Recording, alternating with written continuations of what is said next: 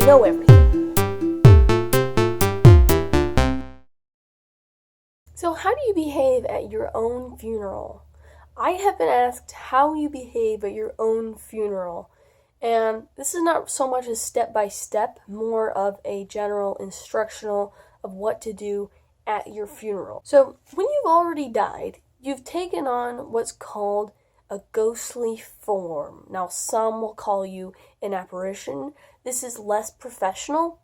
It does get the point across, but the important thing is now you would need to go to your funeral. I personally would absolutely attend my funeral unless certain persons that, well, technically they don't like me arrived at the funeral, in which case I might not go, but the important thing is decide for yourself whether you want to attend, and then if you are going to go, here's how you're going to need to comport yourself. So you're going to have people speaking, but the important thing is when they put you in the ground. And I'm just going to be talking about that kind of funeral, although this generally does apply to the other kinds as well.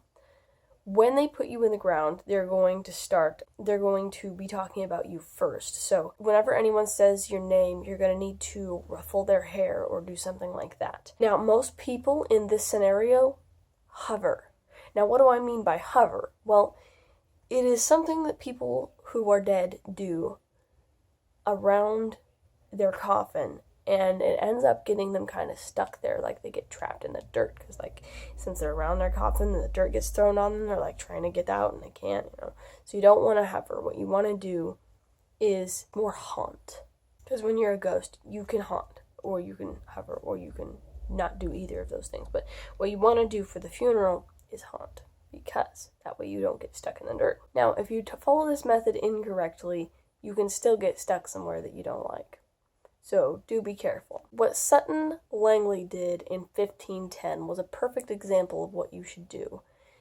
I was there. He was ruffling people's hair every time they mentioned his name, and then he kept on going to his family members and dropping bits of straw in their hair.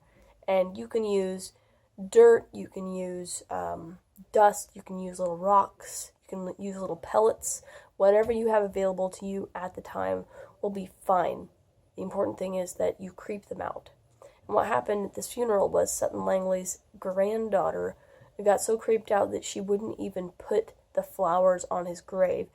And that was how he managed to follow her home, because the flowers were for Sutton, so he was able to follow the flowers. And then he kindly haunted them. He wasn't a mean haunted, but he kindly haunted them for just years and years and years. And eventually he went to heaven, because I haven't seen him around for centuries. And that's pretty much the key. Just make sure you creep people out, because otherwise it isn't going to happen. You are welcome. And good luck in the afterlife.